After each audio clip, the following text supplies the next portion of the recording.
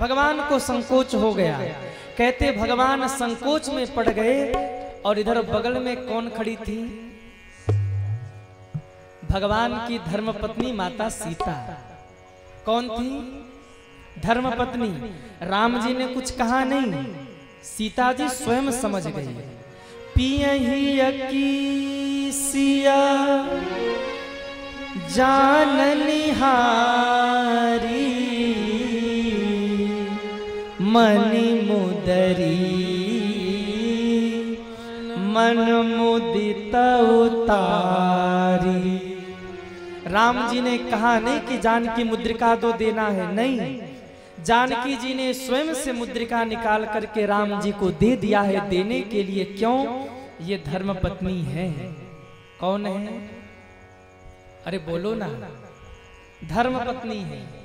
पत्नी कौन? जो कहने पर करे।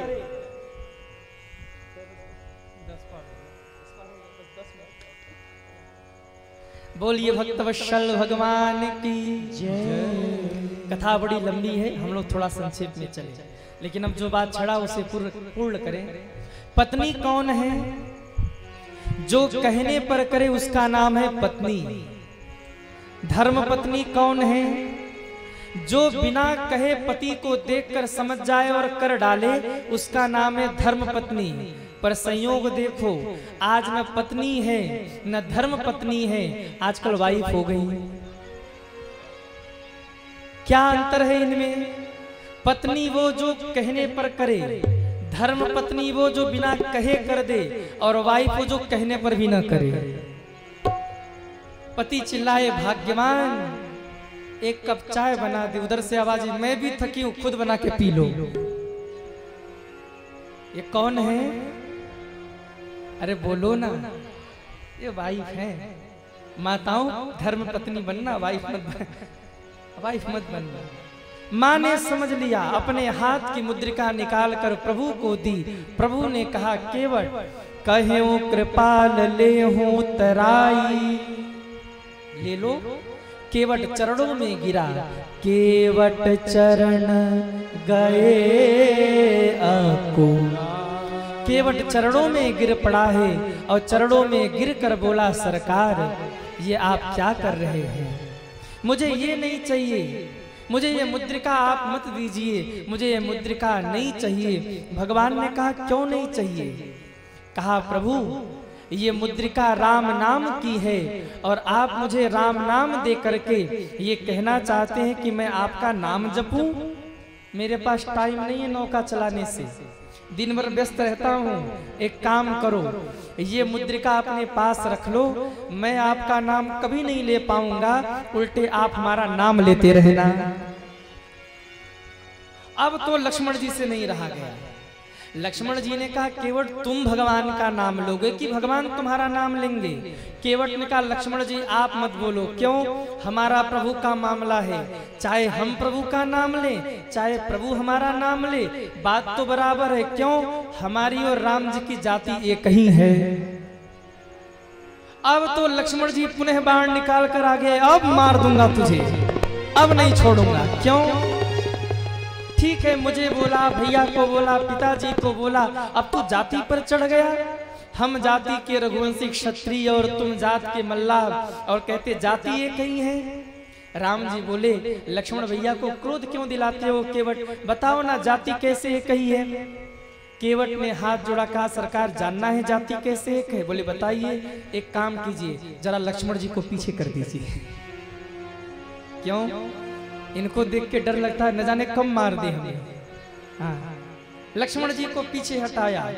तब केवट हाथ जोड़कर खड़ा हुआ, कहा सरकार जाति जन्म से नहीं होती, जाति तो कारोबार से होती है।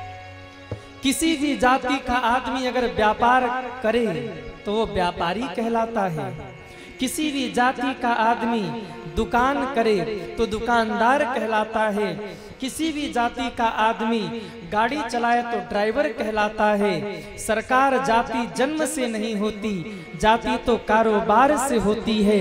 बस अंतर इतना है कोई छोटा व्यापारी, कोई बड़ा व्यापारी, किसी की छोटी सी दुकान होती है, किसी का बड़ा शोरूम होता है, पर व्यापारी तो व्यापारी है। सरकार, हमारा और आपका दोनों का ही काम एक ही है। क्या काम है? मैं केवट हूँ इस नदिया का, आप भव सागर के केवट हो। अरे मैं गंगा पार लगाता हूँ, आप भव सागर से पार लगाते हैं। जय हो। काम दोनों का ही पार लगाना है। मैं लोगों को गंगा से पार करता हूँ और आप लोगों को भव सागर से पार करते हैं। आप भी केवट, हम भी केवट। इसलिए सरकार सुनिए, धोबी से न धोबी लेत, नाई से न नाई लेत, दे के मजूरी प्रभु जात ना।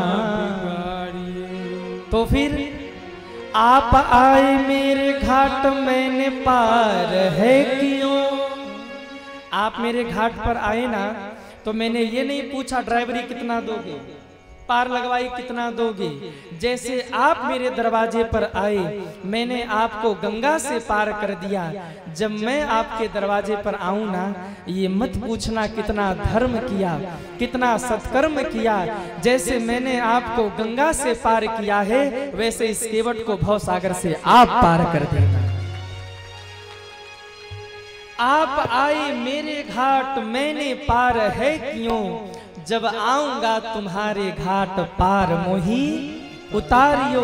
और हाथ जोड़कर बोला, अपने को ऋणी समझते हो तो ऋण भी वही चुका देना, ऋण भी वही चुका देना। गंगा से पार किया मैंने, मुझे भव से पार लगा देना। मैंने गाइयों से पार लगा देना। गंगा से पार किया मैंने, मुझे भव से पार लगा देना। गंगा से पार किया मैंने, मुझे भव से पार लगा देना। सीताराम राम राम, सीताराम राम राम, गाइया राम राम राम, जय हो सीताराम राम राम, सीताराम राम राम, सीताराम राम राम, जय हो राम राम। गंगा से पार किया मैंने, मुझे भव से पार लगा देना। गंगा से पार किया मैंने, मुझे भव से पार लगा देना। बोलिए रामचंद्र भगवान की जय। बहुत किन्ह प्रभु लखन सिया, भगवान ने दिया, केवट ने नहीं लिया। लक्ष्मण जी सामने आ गए, अरे ओ केवट ले ले ले ले, सोने की है, ले ले। मन मन भावे मुंह हिलावे, मन में हो रहा सोने की ही मिल जाए। ऊपर से कहता नहीं लूंगा नहीं लूंगा। लक्ष्मण जी को केवट ने अब जोरदार डांट लगाया है। क्यों? क्योंकि अब हमारा राम जी का हिसाब किताब पूरा हो गया। अब ये मार देंगे तो भी मेरा कल्याण हो जाएगा। अब डांटा केवट, लक्ष्मण भैया मेरी बानी आपके बाण की तरह नहीं है। क्या मतलब? लक्ष्मण भैया आपने बाण निकाला था मारने के लिए, बिना मारे वापस कर लिया। और मैंने राम जी को वचन दिया है, चरण धुलवा लो, पार लगाकर उतराई नहीं लूंगा। मैंने चरण धुले हैं, अपने वचन का पक्का हूं, चाहे जो हो जाए उतराई नहीं लूंगा। लक्ष्मण जी पीछे हट गए। बहुत किन्न प्रभु लखन सिया, सीता माता सामने आ गई। और जब सीता माँ ने कहा केवट भैया मैं कहती हूँ ले लो, तब कहते हैं केवट के आंख में आंसू आ गए। माँ आप मत बोलो, माँ इस केवट को पाप लग जाएगा। माँ आप मत बोलो, आपकी आज्ञा को टाल नहीं सकता और आपकी आज्ञा मान नहीं सकता। क्यों? हे सीता जी, आप उम्र में हमारे लिए बेटी के समान हैं। हमारे वस्त्र भले फटे हैं पर हमारे संस्कार नहीं फटे हैं। आप हमारी बिटिया की तरह हो और भारत देश की परंपरा है, भारत देश में बेटियों से लिया नहीं जाता है, बेटियों को दिया जाता है। बेटियों से उतरवाया नहीं जाता, बेटियों को तो चढ़ाया जाता है। और हे मां, जरा आप विचार करें, आपके पिता जनक ने इन्हीं राम के केवल एक चरण को धोया था, क्या दिया? आप जैसी कन्या दी, सोने चांदी रत्न आभूषण सब दिए, केवल एक पैर धुला था, इतना कुछ दिया। मैंने तो राम के दोनों चरण धुले हैं, और दोनों चरण धुलने के बाद आपके गहने तक उतरवा लूं तो मेरे समान पापी और कौन होगा? मां संकोच में, प्रभु ने कहा तब कैसे हिसाब होगा?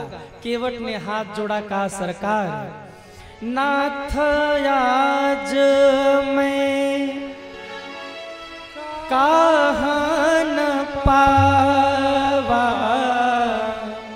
मुझे क्या नहीं मिला, मिटे दोष दुख दारिद्र। भगवान ने कहा फिर भी कुछ ले ले। नहीं सरकार, अभी नहीं, फिरती बार नाथ जो देवा सो प्रसाद में सिर धरि लेवा। लौटते समय आप जो भी दोगे वही मैं ले लूंगा। भगवान ने उसको भक्ति प्रदान किया। यहाँ से प्रभु आगे बढ़े। केवट कहते हैं उस नौका को ही भगवान मान बैठा और सोच रहा, जिस नौका में मैंने भगवान को बिठाया उस नौका में अब किसी और को क्या बिठाना। आज के बाद केवट ने इस नौका में किसी को नहीं बिठाया। सुबह नौका पर जल चढ़ाता, फूल चढ़ाता और यही गाता रहता, तुम ही मेरी मंदिरा, तुम ही मेरी पूजा,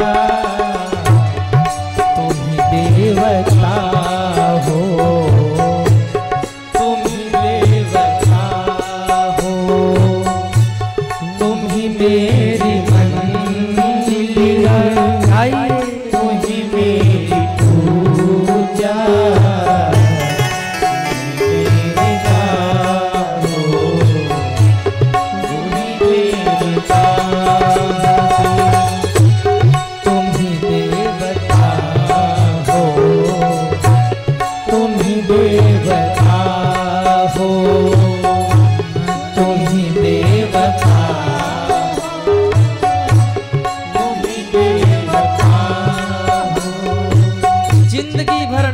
का पूजन करता रहा। भगवान चले गए।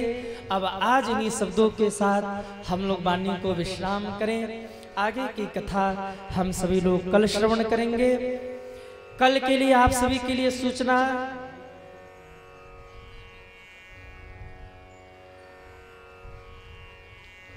कल के लिए आप सभी के लिए सूचना, कल हम लोग मिलकर के रावण को मारेंगे। कितने लोग चाहते हैं कि भलोनी का रावण मरे वो हाथ उठाएं? जिन्होंने हाथ नहीं उठाया वो रावण की टीम के हैं क्या? बड़ा खतरनाक मामला है भाई।